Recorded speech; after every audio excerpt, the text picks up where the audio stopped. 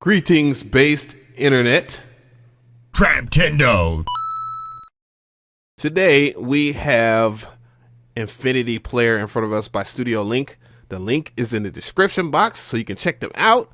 And we're going to be talking about all the hot topics that were in the comment section of the preview video, and I'm answering questions as well. So, first question was, how does it sound? Let's play this demonstration or demo that I did.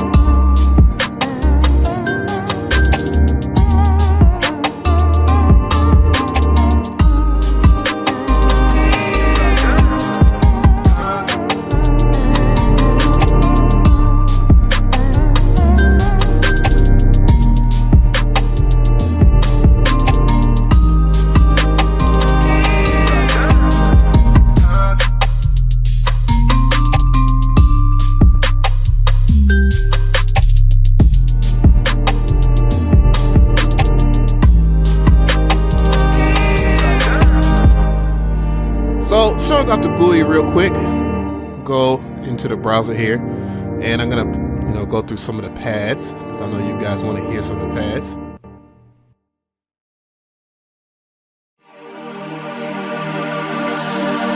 Gorgeous pad right there.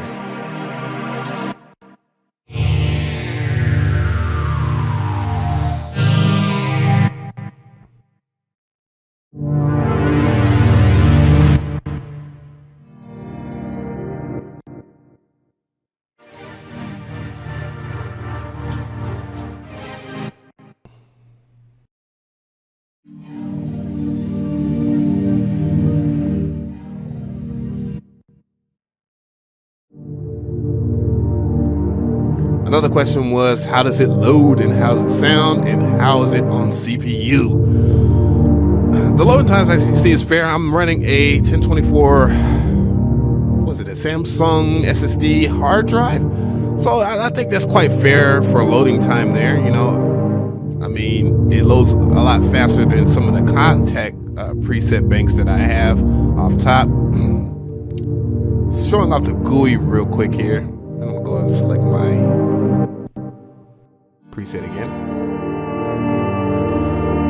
The GUI itself, or the GUI, is pretty cool. As you can see, the Infiniti goes through this little thing right here, this little animation thing. I think that's quite cute. Is it informative? No, but looks are just as important as anything else, because there are people that will not like a VST because the GUI looks stupid. But yeah, it's fair. I was looking at the source code, and this goes into the other question about the CPU, and it has gradual spikes, and I think that might be because of this right here. I did investigate that, by looking at the zeros and ones and other things that I can do with programs that I'm very familiar with. But yeah, other than that though, I think that the DSP code that they use is quite fair for something that has a extremely strong DSP code for the effects. Other things you could do in the GUI, as we explore the GUI there, you have the keyboard right here. These do not do anything, so don't worry about that. As far as your modulation, you have LFO choice right here, square, sine, triangle, saw. You just turn this on to engage it. Then you add depth.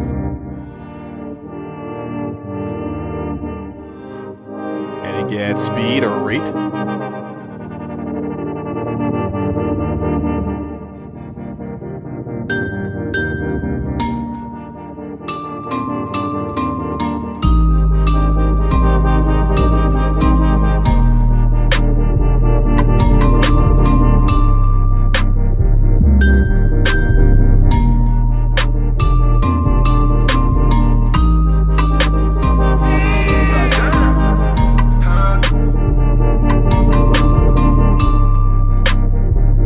Turn it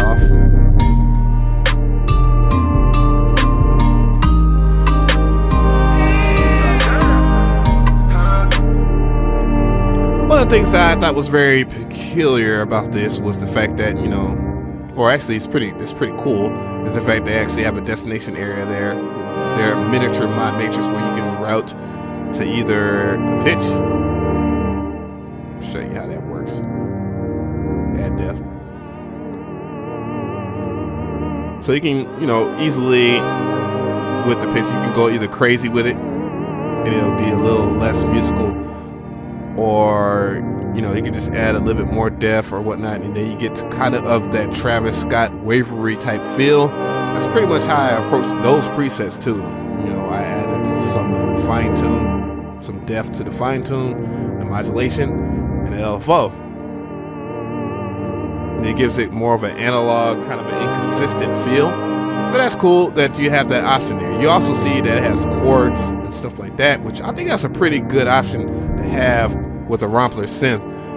More or less, it doesn't work like, you know, the chord ElectraX 2, where if you was to press on a pad and you set like a specific progression and you play one key, but it does work where if you press one key, it will play a chord, but it won't gradually interpolate in between each other in the respects of the circle of fifths. But, you know, it's chords, so there you have it. You also have, you know, additive stuff. Again, it doesn't progress through the circle of fifths, but, you know, you still have sevenths, ninths, and 11ths.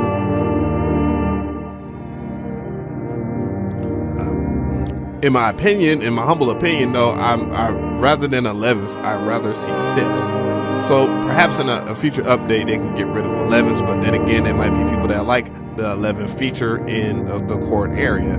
I personally prefer fifths because fifths are much more musical than 11ths and much more reasonable, especially if the chord progressions do not obey the laws of the circles of fifths.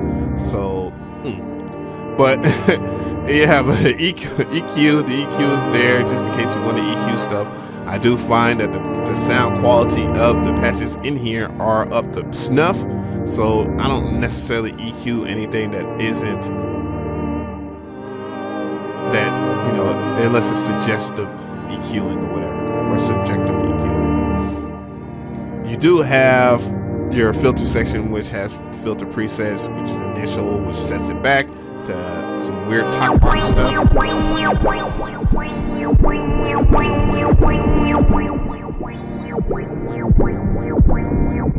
I haven't had any normal use for it. More or less, I had more use for the glide. I think that's pretty cool. It is poly and mono poly.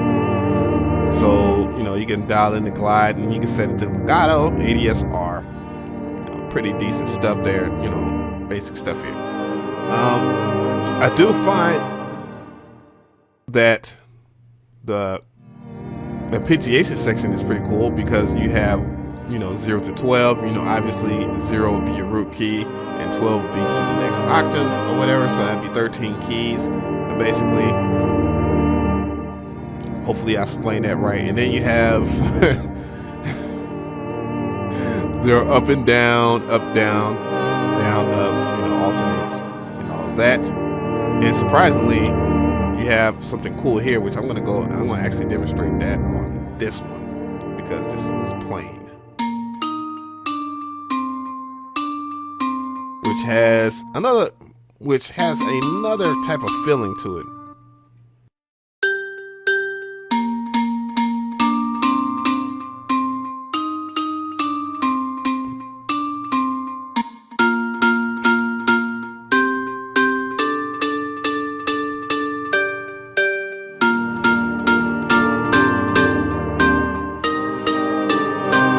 As you can see here, as I selected the fifths are a bit more musical than like a seventh or, let's see if I'll eat my words though. Yeah, see, they're more musical because the fifths will obey the laws of the circles of fifths versus, you know, the sevenths would, you know, they have a predicate to either a major or a minor chord.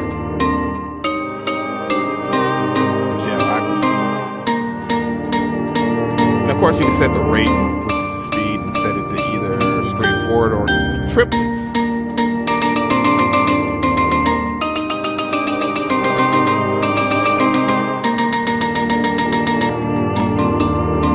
So as you can see, it's well thought out. I mean, it's well planned. You know, they have an effects section. I do feel that the effects section is up to snuff, and you know, you sacrifice just a wee bit of the CPU. As you can see, the CPU kind of jumps off top there from when you had to add stuff in there. It's already stuff in there.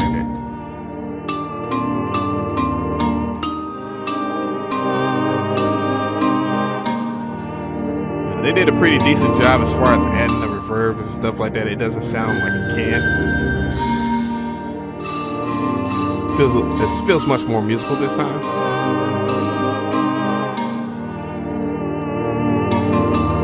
Like, I feel like I have more control. You have vibrato as well, which is cool.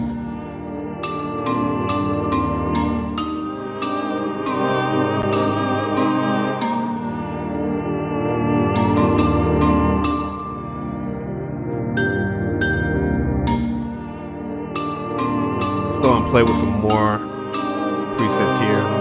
As you see, you got bells and vibes. Got a guap, a Beethoven-like bell.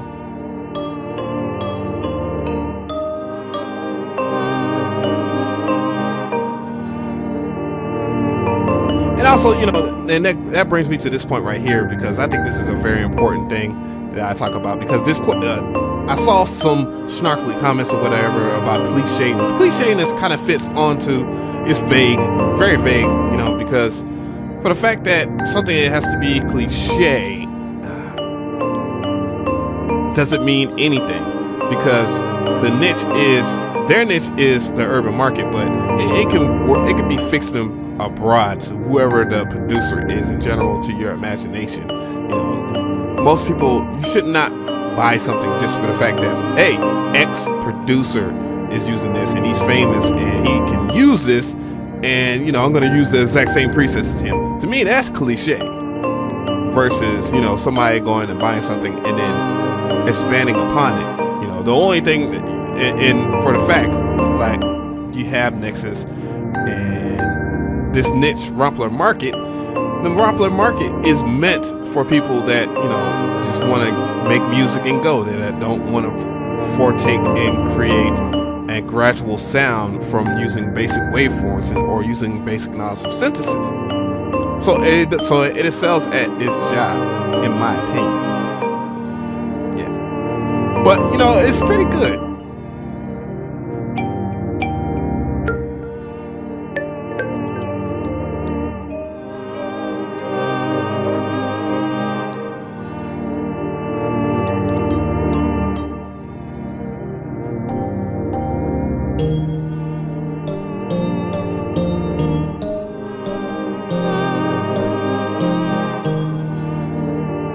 So I'm gonna leave y'all with that. I'm DJ Av, man. I really do appreciate that. You know, if you have any questions or whatever, have any further comments, please ask, or please leave it in the description box. Whoa, I did it again. The comment section.